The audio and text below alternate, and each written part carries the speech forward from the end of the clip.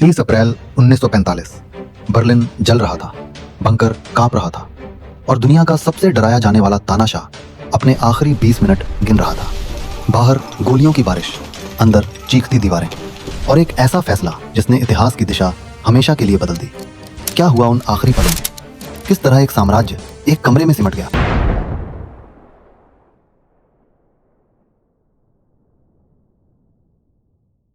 इतिहास का सबसे काला सच, उस तानाशाह के आखिरी 24 घंटे कैसे थे?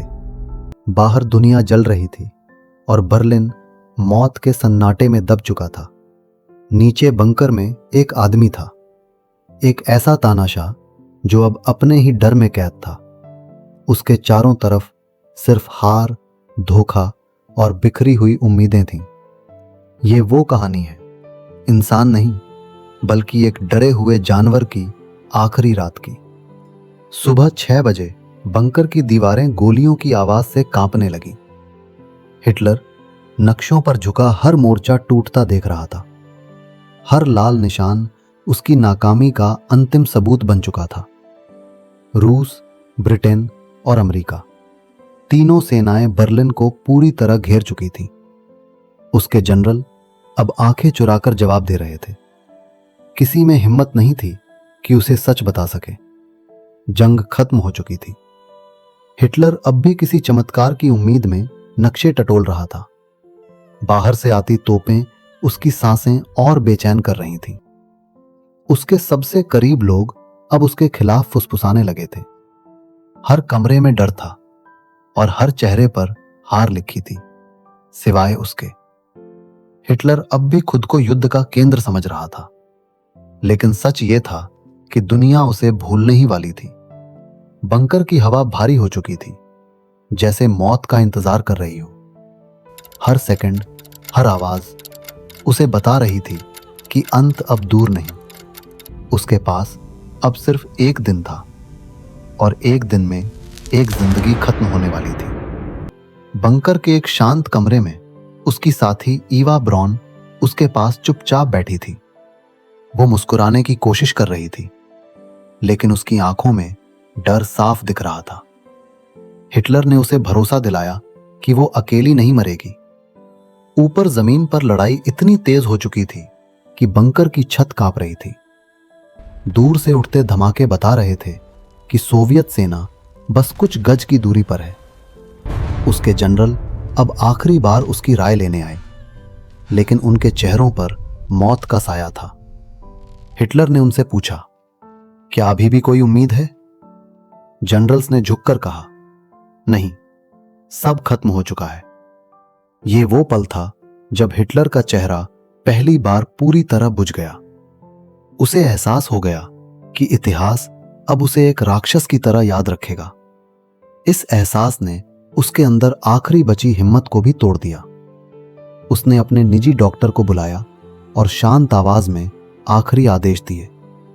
वो जानता था कि अब जिंदा पकड़ा जाना उसके लिए सबसे बड़ा अपमान होगा। उसने फैसला कर लिया, वो अपने अंत का तरीका खुद चुनेंगे। उसी शाम उसने अपने सबसे वफादार अधिकारियों को खाने पर बुलाया। ये एक अजीब सा आखिरी भोजन था, डर और मजबूरी से भरा हुआ। हिटलर ने थोड़ी देर तक बिना कुछ बोले सबको देखता रहा। किसी के पास उसे रोकने की हिम्मत नहीं थी। सभी को अंत पता था। भोजन खत्म होने के बाद उसने सभी को विदा कहा, जैसे कोई यात्रा पर जा रहा हो। लेकिन यह यात्रा अब मौत की तरफ थी और वापसी का कोई रास्ता नहीं। उस रात बंकर में एक अजीब खामोशी फैल गई, जैसे मौत खुद छिपकर इंतजार कर रही हो। हिटलर और ईवा ब्रॉन ने अपने कमरे में खुद को बंद कर लिया। वहां सिर्फ 2 गवाहों के सामने उन्होंने शादी करने का फैसला किया। यह शादी किसी खुशी की नहीं थी, बस अंत से पहले एक आखिरी रिश्ते का एहसास। शादी के बाद दोनों कुछ देर तक एक दूसरे को देखते रहे, जैसे वक्त रुक गया हो। ईवा ने कहा कि वो अंत से नहीं डरती, वो बस उसके साथ रहना चाहती है। हिटलर ने अपनी जेब से छोटी जहरीली कैप्सूल निकाली और मेज पर रख दी। कहता है, ये हमारा आखिरी रास्ता है। ईवा ने बिना हिचकिचाए एक कैप्सूल उठाया और उसे घूरती रही। उसे पता था कि सुबह का सूरज शायद उन दोनों के लिए नहीं उगेगा। उसी समय बाहर से गोलियों की बौछार सुनाई दी। सोवियत सैनिक और करीब आ चुके थे।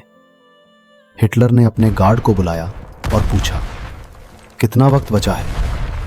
गार्ड ने कहा, सिर्फ कुछ घंटों की दूरी। यह सुनकर उसका चेहरा और भी कड़ा हो गया, क्योंकि अब मौत तय थी। उसने अपने कुत्ते ब्लॉन्डी को बुलाया, जैसे आखिरी बार देखना चाहता हो।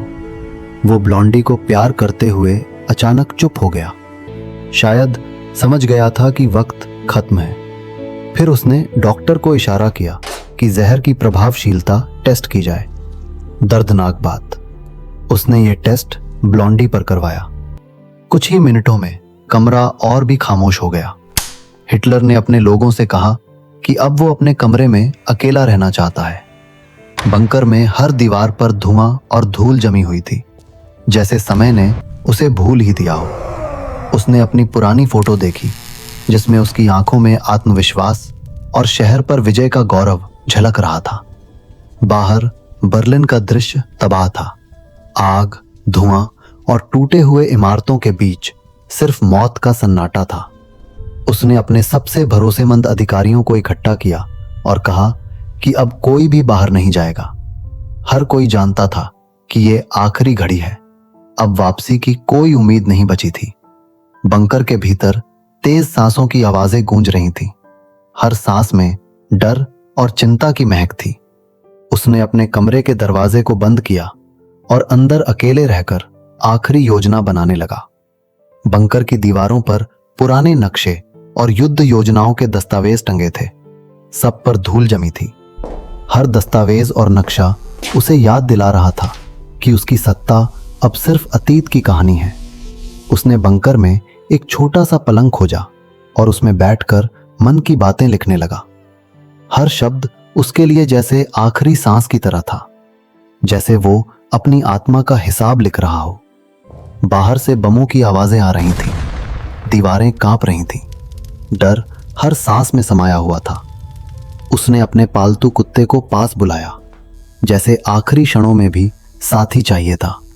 कंधे पर हाथ रखते हुए उसने अपने विश्वास पात्रों को आखिरी अलविदा कहा। अंतिम फैसले से पहले उसने खिड़की से बाहर देखा। शहर अब धुएं और आग के नीचे दम तोड़ रहा था। हिटलर ने मेज से अपनी पिस्तौल उठाई। ठंडे धातु पर उसके कांपते हाथ साफ दिख रहे थे। ईवा ब्राउन ने बिना एक शब्द कहे अपना साइनाइड कैप्सूल उठाया और होठों तक ले आई। एक पल में उसने कैप्सूल निगल लिया और उसकी सांसें लड़खड़ाने लगी। ईवा के गिरते ही हिटलर ने गहरी सांस ली और पिस्तौल अपने सिर पर तान ली। कुछ सेकंड तक बंकर में मृत्यु की गिनती चलती रही और फिर एक तेज धमाका हुआ। धुआं धीरे धीरे कमरे में फैलने लगा और बंकर ने एक युग को अपने भीतर समा लिया। अधिकारी कमरे में घुसे। ईवा जमीन पर थी और हिटलर सोफे पर निर्जीव पड़ा था। और यही थे एडोल्फ हिटलर के आखिरी लम्हे। एक डूबा हुआ नेता, एक जलता हुआ बर्लिन और एक बंकर जहां सब कुछ समाप्त हो गया। इतिहास ने उस दिन सिर्फ एक व्यक्ति को नहीं, बल्कि एक ऐसे युग को डूबते देखा जिसने दुनिया को दर्द, तबाही और खून के अलावा कुछ नहीं दिया। ये थी हिटलर के अंतिम पलों की कहानी। अगली दास्तान में फिर मिलेंगे।